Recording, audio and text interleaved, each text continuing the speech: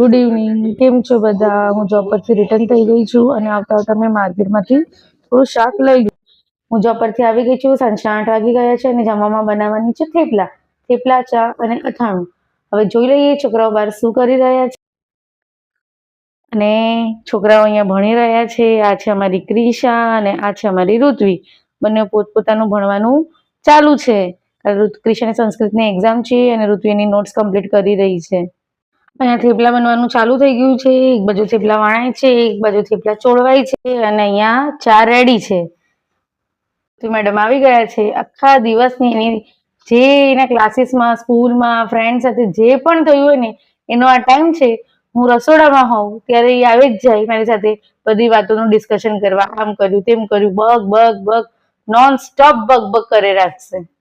એનું થોડુંક જ ભણવાનું બાકી છે, એ હું નોંધાઈ લઉં એટલે પછી અમે લોકો જમવા બેસી જઈશું. જમવાનું રેડી થઈ ગયું છે, થેપલા, અથાણું અને ચા.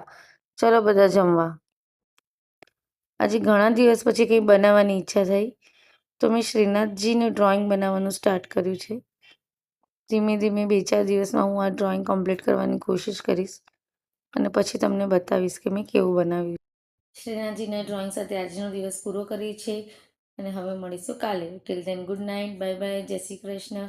અને અમારો વિડીયો તમને સારો લાગ્યો હોય તો અમારી ચેનલને લાઇક, ફોલો, શેર અને સબસ્ક્રાઈબ કરવાનું ના ભૂલતા.